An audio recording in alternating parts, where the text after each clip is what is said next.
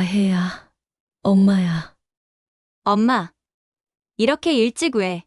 나 지금 승우랑 미팅 나가야 해서 바빠. 병원에서 심장 수술해야 한다는데 선납금이 600만 원이래. 전화 너머로 잠시 침묵이 흘렀다. 딸 윤다혜의 한숨이 들렸다. 엄마, 정말 미안한데 지금은 안 돼. 우리가 해운대 카페 창업하려고 3천만 원 대출받고 계약금도 이미 넣었거든. 돈이 다 묶여 있어. 김말수는 병실 침대에서 핸드폰을 꽉 쥐었다. 그럼 어떻게 하지? 의사가 한 달 안에 수술 안 하면 위험하다는데. 약으로도 관리된다던데? 조금만 더 버텨봐. 카페 자리 잡으면 그때 도와줄게. 수화기 넘어 딸의 목소리엔 짜증과 귀찮음이 섞여 있었다. 알겠다. 엄마가 알아서 해볼게. 엄마, 나도 지금 힘들어. 이해해줘야지. 뚝. 전화가 끊어졌다. 그때서야 깨달았습니다. 한평생 재봉질과 반찬 장사로 딸을 위해 희생한 노력이 다 부질없었다는 걸 아는 순간 말순의 눈에서 뜨거운 눈물이 떨어졌습니다. 부산 부암동 전통시장 새벽 5시. 김말순은 여느 때처럼 반찬 가게 재료를 사러 나섰다. 20년째 지켜온 이 골목은 그녀에게 삶의 전부였다. 남편을 먼저 보낸 뒤 재봉틀과 반찬 장사로 버텨온 세월. 그 모든 것이 이 새벽 장터에 녹아 있었다. 콩나물 할머니와 인사를 나누고 두부 아저씨에게 흥정을 하는 일상이 그녀의 유일한 안식처였다. 오늘도 새벽부터 부지런하시네요. 그래야 먹고 살죠. 무, 배추, 파를 고르던 중이었다. 갑자기 가슴이 콱 막히며 숨이 넘어가지 않았다. 무릎이 꺾이며 주저앉는 순간 주변 상인들이 달려들었다. 아줌마, 괜찮아요? 상인들의 도움으로 구급차를 타고 응급실로 갈 수 있었다. 응급실에서 받은 진단은 승모판막 중증 협착증. 의사는 엑스레이 사진을 가리키며 차갑게 말했다. 이 정도면 한 달 안에 수술하셔야 합니다. 더 늦으면 위험해요. 예상 비용 1,000만 원, 선납금만 600만 원. 평생 모은 적금을 털어도 모자랐다. 그 돈은 도대체 어디서 구할까? 마지막 희망을 내 딸 윤다혜에게 걸었다. 프리랜서 아트 디렉터라는 딸은 요즘 동거인 박승우와 해운대에 카페 사업을 준비 중이었다. 전화 너머 딸의 목소리는 바빴다. 엄마, 정말 미안한데 지금은 돈이 묶였어. 우리도 창업 자금 3천만 원 대출받고 계약금 넣느라 정신없거든. 약으로도 관리된다던데? 조금만 버텨봐. 목소리엔 어쩔 수 없다는 뉘앙스와 함께 희미한 짜증이 섞여 있었다. 말수는 핸드폰을 내려놓고 하얀 천장을 바라봤다. 형광등 불빛이 흔들렸다. 바늘구멍처럼 좁아진 판막 사이로 생명이 간신히 오가고 있었다. 새벽 장터의 정겨운 소음도, 단골 할머니들의 수다도, 젓갈 냄새와 생선 비린내도 모두 멀어져 갔다. 그날 밤 병실 창 너머로 시장의 불빛이 희미하게 보였다. 저 작은 반찬 가게가 아직 그녀를 기다리고 있을까? 20년 동안 매일 새벽 5시에 문을 열던 그 가게가. 말수는 떨리는 손으로 이불을 끌어올리며 눈물을 참았다. 그날 저녁 시장 상인회 단톡방에 화려한 사진이 올라왔다. 말수는 흐린 눈으로 화면을 들여다봤다. 다혜와 승우가 해운대 마린시티 고급 카페에서 샴페인을 터뜨리고 있었다. 해운대 페스티벌 팝업 카페 계약 완료. 성금 3천 내고 바로 시작. 자랑스럽게 올린 문구 아래로 축하해요. 대박 나세요 같은 댓글들이 줄지어 달렸다. 핸드폰을 든 말순의 손은 부르르 떨리고 있었다. 딸이 수술비 600만 원은 없다고 하면서 3천만 원짜리 축배는 들고 있었다. 사진 속 다혜의 얼굴은 환하게 웃고 있었다. 승우는 한 손에 샴페인, 다른 손에는 계약서를 들고 포즈를 취했다. 투자의 시작이 반이다. 라는 문구까지 달려 있었다. 병실은 조용했다. 복도에서 들려오는 간병인들의 발걸음 소리. 어디선가 나오는 텔레비전 소음만이 정막을 깨뜨렸다. 말수는 가슴 위에 손을 올려놓았다. 바늘구멍처럼 좁아진 판막이 간신히 피를 밀어내고 있었다. 숨 쉴 때마다 가슴이 답답했다. 다음 날 아침 가게 앞을 지나던 조동만이 병실로 찾아왔다. 20년 전 상인회에서 회계를 맡던 사람이었다. 지금은 부산시 도시재생 공익단체에서 자문 역할을 하고 있다고 했다. 그는 말없이 사과를 깎아 건네며 입을 열었다. 말순 씨, 어떻게 지내셨어요? 시장에서 소식 듣고 왔습니다. 동만 씨 고마워요. 이런 데까지 와주시고. 우리가 언제 남이었나요? 그런데 시장 재개발권 열렸던 거 아시죠? 반찬가게 임차권 오래 유지하셨으니 권리가액 정산의 이주정착금, 영업손실 보상까지 꽤 나올 것 같은데요. 저희 같은 세입자도 보상을 받나요? 동만은 고개를 끄덕였다. 올해 바뀐 기준으로 계산하면 최소 8억에서 많으면 12억도 가능해요. 아직 공식 공고 전이라 말을 아껴야 하지만요. 말순의 눈이 커졌다. 8억, 12억. 평생 반찬 가게에서 하루 종일 일해도 한 달에 겨우 200만 원 벌던 그녀에게는 상상할 수 없는 금액이었다. 조동만은 말순의 놀란 표정을 보며 미소를 지었다. 놀라셨죠? 20년 동안 성실하게 장사하신 게 헛되지 않을 거예요. 그는 자리에서 일어나며 덧붙였다. 우선 몸부터 추스르시고 자세한 건 나중에 천천히 얘기하시죠. 말순이 고개를 끄덕이자 동만은 곧장 병원 수납창구로 향했다. 선납금 600만 원을 익명으로 처리해 주세요.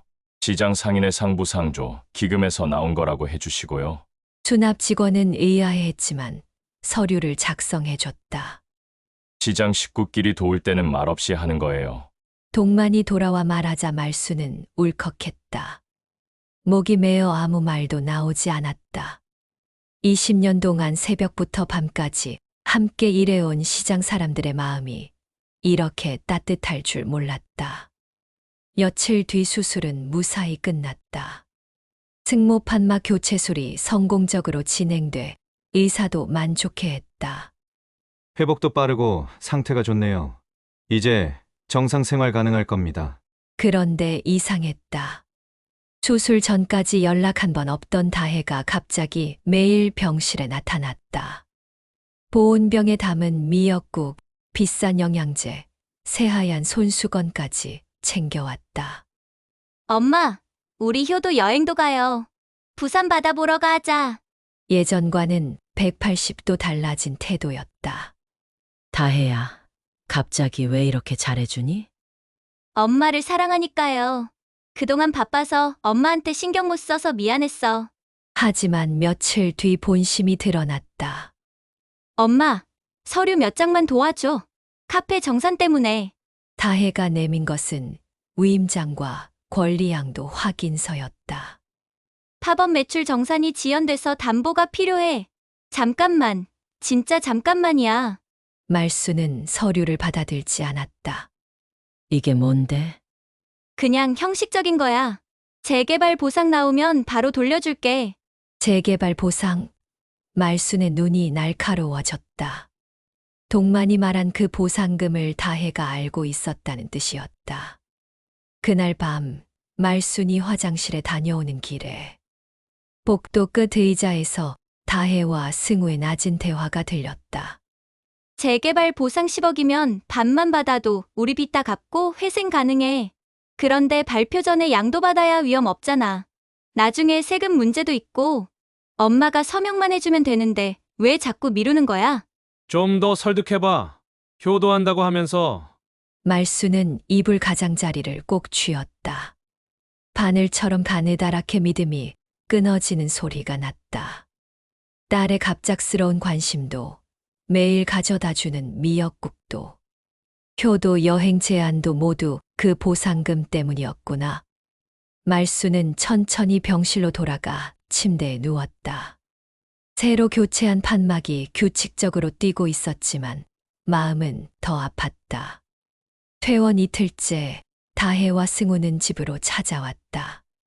말수는 20년 동안 살아온 작은 방 2칸짜리 집에서 그들을 맞았다. 벽 한쪽에는 오래된 재봉틀이, 다른 쪽에는 반찬 가게에서 쓰던 양념통들이 그대로 놓여 있었다. 엄마, 인감도장 어디 있어? 빨리 진행해야 수수료를 아낀대.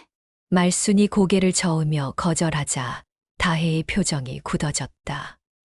엄마, 왜 이래 정말? 우리가 사기라도 치는 줄 알아? 다혜야, 엄마가 그동안 모은 게 그게 다야. 함부로 도장 찍을 수 없어. 승우가 나섰다. 어머님, 저희가 카페 망하면 어떻게 해요? 이미 대출까지 받아놨는데 어머님도 나중에 더 큰 돈 받으시잖아요. 그 돈이 내 돈이야? 시장 사람들 보상금인데 내가 왜? 다혜의 목소리가 높아졌다. 엄마가 우리 인생을 망치려는 거야? 나도 내 꿈이 있다고. 그래, 내 꿈이 중요하지. 엄마 목숨보다. 고성이 오갔다. 다혜가 화가 나서 서랍장을 거칠게 열다가 서랍이 밀려 떨어졌다. 안에 들어있던 인감도장이 바닥으로 구르며 딸그락 소리를 냈다. 말순이 허리를 구부려 도장을 주우려는 순간 승우가 앞서 손을 뻗었다. 그 순간 말순의 팔꿈치와 승우의 어깨가 부딪히며 말순이 비틀거렸다. 어머님, 조심하셔야죠! 뭐라고, 이놈이. 그때 현관문이 열리며 조동만과 지구대 경찰관이 동시에 들어섰다. 소란 소리를 듣고 이웃이 신고한 것 같았다. 무슨 일입니까? 동만이 호통을 치며 들어섰다. 그리고 동만은 차분하게 가방을 열어 공증 서류를 꺼냈다.